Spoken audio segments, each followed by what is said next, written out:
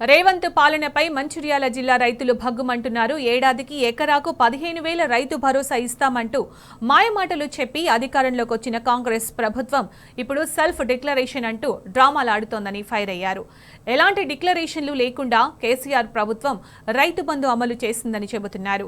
రైతు బంధుని ఎగ్గొట్టేందుకు ప్రభుత్వం కుట్రలు చేస్తోందని నిప్పులు చెరుగుతున్నారు. ప్రభుత్వంలో రియల్ ఎస్టేట్ దళారులు తప్ప వ్యవసాయం చేసిన వారెవరూ లేకపోవడంతోనే ఈ పరిస్థితి తలెత్తుతుందన్నారు. మరింత సమాచారాన్ని మా ప్రతినిధి ఉమేష్ అందిస్తారు. కాంగ్రెస్ ప్రభుత్వం రైతు భరోసా అమల్లో భాగంగా కఠిన నిర్ణయాలు తీసుకునే దిశగా వెళ్తున్నట్లుగా తెలుస్తున్నది. రైతు భరోసా అమల్లో భాగంగా రైతుల నుంచి దరఖాస్తులతో పాటు సెల్ఫ్ డిక్లరేషన్ కూడా తీసుకోవాలంటూ ప్రచారం జరుగుతున్నది. దీంతో రైతులందరూ కూడా తీవ్ర ఆందోళన వ్యక్తం చేస్తున్నారు. ఇదే అంశానికి సంబంధించి మనతో పాటు మాట్లాడడానికి ప్రస్తుతం మనం మంచిర్యాల జిల్లా భీమారం మండల కేంద్రంలో ఉన్నాం. ఇక్కడ చాలా మంది రైతులు ఉన్నారు. ఈ సెల్ఫ్ డిక్లరేషన్ సంబంధించి వారిని అడిగి మరిన్ని వివరాలు తెలుసుకునే ప్రయత్నం చేద్దాం. చెప్పండి, ఇప్పుడు ఏదైతే ఈ కాంగ్రెస్ ప్రభుత్వం రైతు బంధును గతంలో అమలు చేసిన కేసీఆర్ ప్రభుత్వం అమలు చేసిన రైతు బంధును రైతు భరోసాగా మార్చింది. ఈ రైతు భరోసా అమల్లో భాగంగా రైతుల నుంచి సెల్ఫ్ డిక్లరేషన్ కూడా తీసుకోవాలంటూ కూడా కొంత ప్రచారం అయితే ప్రభుత్వ వర్గాల్లో ప్రచారం జరుగుతూ ఉన్నది. దీన్ని మనం ఎట్లా చూడొచ్చు అంటారు? నేను గతంలో కూడా భీమారం మండలం నుంచి రైతు సంఘం అధ్యక్షునిగా పనిచేసిన చాలాసార్లు వేదికలల్లో కూడా మా రైతులతోటి మమేకమై రైతుల నుంచి మేము ఫీడ్బ్యాక్ కోసం అని చెప్పేసి రైతులు ఏ పంటలు వేస్తారు, ఆ పంటలు ఎట్లా సాగు చేసుకోవాలని వాళ్ళకి అవగాహన కార్యక్రమాలు కూడా చాలా చేపట్టడం జరిగింది. మేము రైతులందరం రైతు భరోసా ఇస్తా అంటే నిజంగానే రైతులు నమ్మి కాంగ్రెస్ ప్రభుత్వానికి వేయడం జరిగింది. కానీ గతంలో ప్రభుత్వం ఏదైతే ఉన్నదో ఆ ప్రభుత్వం రైతు బంధు ఏ డిక్లరేషన్ లేకుండా ఇచ్చింది. అసలు మా దగ్గర నుంచి అర్జీ పత్రం కూడా కనీసం మాకు ఇది కావాలని చెప్పేసి మేము అడగకముందే ఆ రైతు బంధు పథకాన్ని గత ప్రభుత్వం బీఆర్ఎస్ ప్రభుత్వం అమలు చేయడం జరిగింది. అదిన్ని కంటిన్యూగా చేస్తామని చెప్పేసి రేవంత్ రెడ్డి గారు కూడా మాట ఇవ్వడం వల్ల మేము రేవంత్ రెడ్డి గారు నమ్మి మా ప్రజలందరూ ఓట్లేసిన తర్వాత ఇవాళ సెల్ఫ్ డిక్లరేషన్లు కావాలని చెప్పేసి అడుగుతా ఉన్నాడు. మేము గతంలో బ్యాంకుల నుంచి రుణాలు తీసుకుంటే మా తరం, మా ముందు తరం, మా నాన్న వాళ్ళు కూడా, మా తాత వాళ్ళు కూడా రుణాలు తీసుకుంటే ఎప్పుడు కూడా కనీసం బ్యాంకులు కూడా సెల్ఫ్ డిక్లరేషన్లు అడగలేదు. మేము రేవంత్ ప్రభుత్వానికి మేము ఒకటే విన్నవిస్తున్నాం, మీరు గొప్ప కంపెనీలకు రాయితీలు చాలా ఇస్తాను, దాంట్లో 1% కూడా రైతులకు ఇచ్చేది 1% కూడా కాదు దాంట్లో. కాబట్టి రైతులు ఇంతకుముందు ప్రభుత్వంలో ఇంటికాడు ఉంటే అకౌంట్లలో రైతు బంధు పడ్డది. అకౌంట్లలో నుంచి మేము వివిధ పనులకు, వ్యవసాయ పనులకు, స్టేట్లకు డైరెక్ట్గా అకౌంట్ నుంచి ట్రాన్స్ఫర్ చేయడం జరిగింది. కాబట్టి ప్రతి విషయానికి అధికారుల చుట్టూరు తిరిగి అధికారులకు అర్జీ పెట్టుకోవడానికి రైతులకు సమయం ఉండదు. రైతులు 6 కాలం కష్టపడి ఒక పంటని సాగు చేసేటప్పుడు వాళ్ళు ఒక పసి పిల్లల లెక్క మేము చూసుకుంటేనే ఆ పంట మనకు చేతికొచ్చి అది భువ రూపంలో మీ కంచాల దాకా వస్తుందన్న విషయాన్ని మీరు మర్చిపోవద్దని చెప్పి చెప్తా ఉన్నాం. కరెంటు చక్కగా లేకనే మేము నానా ఇబ్బందులు పడుతూ ఉన్నాం. ఇక్కడ కాలం కనికరిస్తేనే మేము సాగు చేసుకొని మీకు పట్టడన్నం పెట్టగలుగుతాం. అటువంటి రైతుని ఆఫీసుల చుట్టూరు, మీ కార్యకర్తల ఇండ్ల చుట్టూరు తిరిగే విధంగా చెయ్యొద్దని చెప్పేసి రైతుల నుంచి మేము కోరుతాం. రాజ్ కుమార్ గారు, ఇది ఒకటి ప్రధానంగా ఏంటంటే ఇప్పుడు చెప్పండి, గతంలోనే కులగణన పేరిట ఏదైతే రైతుల సమాచారం అంతా కూడా రాష్ట్ర ప్రభుత్వం సేకరించింది. మళ్ళీ ఇప్పుడు రైతు భరోసా కోసం వాళ్ళ నుంచి దరఖాస్తులు తీసుకోవాలన్న ప్రభుత్వ ఆలోచనను దీన్ని మనం ఎట్లా చూడొచ్చు అంటారు? అయితే మేము ఇంతకుముందు గత ప్రభుత్వంలో 8 సార్లు 7 సార్లు రైతు బంధు మా రైతులకు వచ్చింది. ఈ ప్రభుత్వం వచ్చిన కాంచాలు ఒకసారి కూడా రైతు బంధు ఇయ్యానికి చేతనైతే లేదు. మొత్తం ఎగబెట్టే ధోరణికి ఈ ఒక స్కాములు చేసే విధంగా కాంగ్రెస్ అంటేనే స్కాములు అనే విషయం ఇప్పుడు తేటతెల్లమైతా ఉన్నది.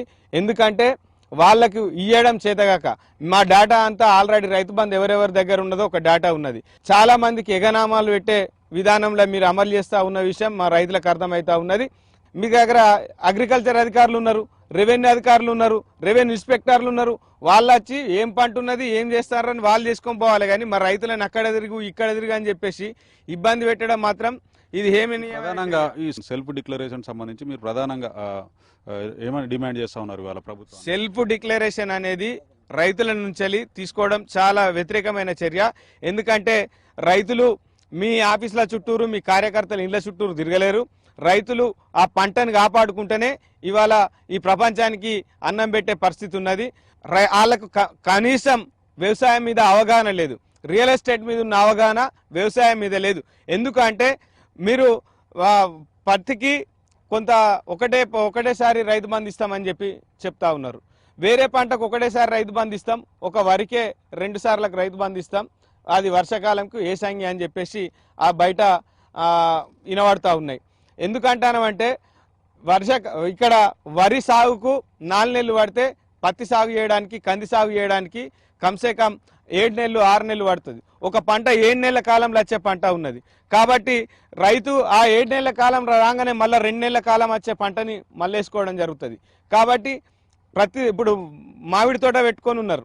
మామిడి తోటలా నీకు ప్రతి సంవత్సరం కల్టివేషన్ చేసుకోవాలి, దున్నాలి, 2-3 సార్లు దున్నాలి, 2-3 సార్లు నీకు ఎరువులు వేయాలి. ఆ ఎరువులు వేస్తేనే కొంత పురుగు నుంచి తప్పించుకునే అది గ్రాప్ ఎట్లా వస్తుందో దాన్ని బట్టి దానికి వేసే మందులు ఉంటాయి. ఇదంతా వ్యవసాయం చేసేటోళ్ళకి తెలుస్తుంది. కానీ రియల్ ఎస్టేట్ బ్రోకర్లకు, రియల్ ఎస్టేట్ చేసేటోళ్ళకి తెలియక ఇవన్నీ వాళ్ళకి వ్యవసాయం తెలిసిన వాళ్ళు వాళ్ళ క్యాబినెట్లో లేక ఇవన్నీ జరుగుతూ ఉన్నాయి. వ్యవసాయం తెలిసిన వాళ్ళు క్యాబినెట్లు ఉండేంటి ఇవన్నీ జరిగాయి. ఎందుకంటే గత ప్రభుత్వంలో వ్యవసాయం చేసిన వాళ్ళే ముఖ్యమంత్రి అయ్యారు కాబట్టి వాళ్ళకి వ్యవసాయం గురించి తెలుసు కాబట్టి ఆ రైతు బంధు సాయంతో రైతులను ఆదుకున్నారు. ఇవాళ రియల్ ఎస్టేట్ బ్రోకర్లు ఆ క్యాబినెట్లు ఉన్నారు కాబట్టి మరి రైతుల పరిస్థితి ఇట్లున్నది. వ్యవసాయం ఉందా? ఉన్నా సార్. ఎన్ని ఎకరాలు ఉందండి? 2 ఎకరాలు. రైతుల నుంచి సెల్ఫ్ డిక్లరేషన్ పేరిట దరఖాస్తులు తీసుకోవాలని ఆలోచన చేస్తున్నది. గతంలో బీఆర్ఎస్ సర్కార్ ఆ 10 ఏళ్లలో కూడా ఏనాడు కూడా ఎటువంటి దరఖాస్తులు కూడా రైతుల నుంచి తీసుకోలేదు. నేరుగా రైతుల ఖాతాల్లోనే నాడు రైతు బంధు వేసిన ఏదైతే కేసీఆర్ ప్రభుత్వం వేసింది, దీన్ని మనం ఎట్లా చూడొచ్చు అంటారు? ఇప్పుడు బీఆర్ఎస్ ప్రభుత్వం ఉన్నప్పుడు ఈ సెల్ఫ్ డిక్లరేషన్ అనేది ఇది తీసుకోలేదు. ఎవరికి ఏమున్నా లేకున్నా కానీ అవన్నీ అడగలే. రైతు బంధు అవన్నీ అనుకూలమైనట్టు ఉండేది, వచ్చినాయి. ఇప్పటి వరకు ఇప్పుడు రైతు బంధు అనేది అన్నిటి ఇట్లాంటి ఇప్పుడు వస్తలేవు, తీసుకోలేదు ఇప్పటి వరకు. ఈ సెల్ఫ్ డిక్లరేషన్ అనేది ఇది తీసుకోవడం కరెక్ట్ కాదు. ఎందుకంటే ఉన్నోళ్ళు లేనోళ్ళు అప్పుడు ఎట్లా ఉండేనంటే ఒక బీఆర్ఎస్ ప్రభుత్వం ఉన్నప్పుడు బాగా మంచిగా ఉండే. ఇప్పుడు ఈ కాంగ్రెస్ ప్రభుత్వం వచ్చిన కాడికి వెళ్ళి ఇప్పుడు ఇది పెడతా అది పెడతా అంటే ఇప్పుడు మా పేదోళ్ళకు వచ్చేటివే వస్తలేవు. ఓట్లు వేసిన తర్వాత ఇప్పుడు మాకు ఇంత పరిస్థితి ఘోరమా ఇట్లా చేస్తున్నారు. 15,000 రూపాయలు ఇస్తా అన్నారు. 15,000 రూపాయలు లేదు, ఇప్పుడు మళ్ళీ దరఖాస్తులు తీసుకుంటా అంటున్నారు. దరఖాస్తులు తీసుకుంటా అంటారా? దరఖాస్తులు ఇప్పుడు ఇత్తననే ఇయ్యలేదు. ఈ దరఖాస్తులు తీసుకుంటా అనేది కరెక్ట్ కాదు. ఓకే అండి, మొత్తంగా ఏదైతే కాంగ్రెస్ ప్రభుత్వం రైతు భరోసా ఎగ్గొట్టే విధంగా కూడా ఇవాళ